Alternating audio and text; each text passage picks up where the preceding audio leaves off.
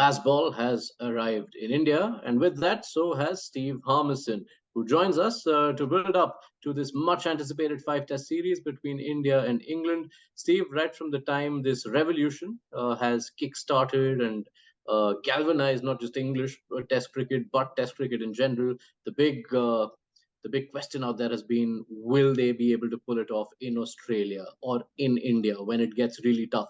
You could say it's the cricketing equivalent of can they do it on a wet night in Stoke? Yeah, can they do it on a wet night in Stoke or a hot day in Hyderabad? Look, there's no reason why mentally they can do there's no reasons I've believed that England can't do it mentally. It comes down to ability and the ability to play spin in obviously the challenging conditions of what is India's outback, if you want to, for a better word. It's not at the Wankhede, it's not at the Eden Gardens, it's not at the normal Test match big arenas. The way this McCullum Stokes freedom has revolutionised not only the England cricket team, but I think it's had a knock-on effect to a lot of Test nations around the world. I think that works everywhere, and it will work here. I think it just comes back to the ability of the individuals and the pressurized situations when the ball's spinning, and it is a tough part of the afternoon. It's have England got the skill sets, and that is, I think, is the challenge with bat and with ball. They're the challenges I think that England have got. The one thing that they haven't got a challenge on is mentality. Their mentality under Stokes and McCullum has been absolutely first class.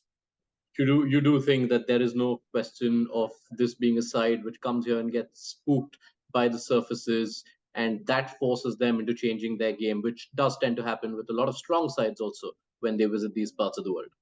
I don't think they'll change their game plan, not once. Ben Stokes will not change their game plan. I think he'd rather pack in the captaincy than change a game plan to try and take the negative option. I think if anything, if the positive option doesn't work in Test match one, you'll see them come harder and harder. I think the hardest part will be, tempering their enthusiasm to not be reckless and having a calm approach, but a positive, calm manner. And I think if they do that, they'll have a fighting chance of going toe to toe with India, and then it will come down to, is their skill sets good enough to combat what India have got to throw at them? Now, the lead up to this Test series, the week before the series, the dominant headline has been the absence of two batting stars on both sides. Different stages of their career, of course. Harry Brook likely to miss the entire series. Virat Kohli out of the first two tests. Let's talk about Harry Brook first.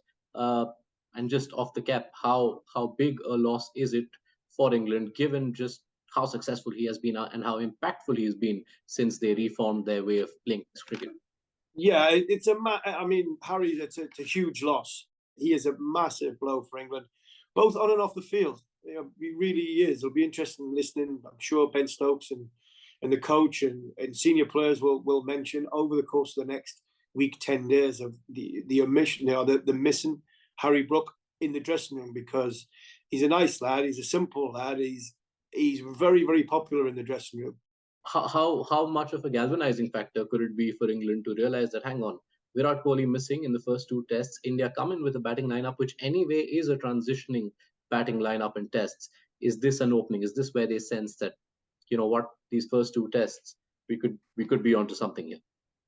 I think that's huge for England. That I think there is a little bit of vulnerability. I think if there was anywhere where England could say, from a positive point of view, we can get at India, is possibly that middle order. The middle order of India, I think, was slightly vulnerable with Virat.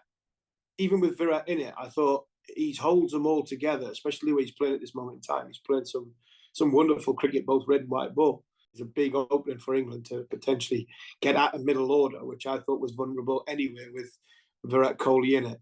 If there was a little opening, I'm talking about a little opening here and a very, very fine side, I think that would be somewhere where England were potentially looking to exploit. What that means is it lifts everything around Joe Root. But from the batting perspective, first, Harmy, how much rests on Joe Root's shoulders? For me, everything rests on his shoulders because of how good of a player he is, not just against spin, but all around the world. This is a guy who's played 135 Test matches, averaging a touch over 50. So it tells you that he's not just a good player of spin. He plays the game of cricket, the batting element of it, unbelievably well around the world. He is, along with Virat Kohli, Steve Smith, Kane Williamson, a modern day great. You know, that Fab Four, it keeps getting used, but it gets used for a reason. You know, these guys average 50 and above, you know, lead figures for their country. And England are going to need Joe Root with the bat, especially in the first innings of test matches. Each test match, if Joe Root can have a good innings in the first innings, England stand a good chance of being in the game. And if they're in the game towards the back end of the game, we've seen what England can do chasing, even on turning pitches. If England have got a chance to chase a total, even a modest total, they'll go hard at it. And I think that comes from first innings runs. And that's why a former captain is going to be really, really crucial. We had two important questions we felt we wanted answers to around Anderson. You've answered one. You see him playing 3, if not 4 tests. In terms of the role he assumes in the bowling combination, how do you see that playing out through the series? Well, he'll do what Jimmy Anderson does well, which will be use the new ball. He'll make sure that the inside and the outside of Rohit Sharma, Jaswal, Shubman Gill, Virat when he comes back in, if it's Suresh Iyer, you know, the top 4, he will make sure that their outside and inside edges will be challenged in the first 5-6 overs from his end. And then I would imagine he'd be utilised if England, you know, if the ball starts reverse swinging, or if the spin bowlers aren't holding the line and the ball's going at 4 and 5 and over. Jimmy has this ability to bowl just outside off stump or onto off stump at a length which is not drivable, which is always challenging a batter's technique when the ball's doing very, very little. He's got great ability to use angles. He's got a brilliant ability to use the crease. His wrist position is absolutely fantastic. That's why he's getting wickets still at the edge he's at, because as his years have gone on, and no surprise that between 30 and 40, his average and his economy rate came down.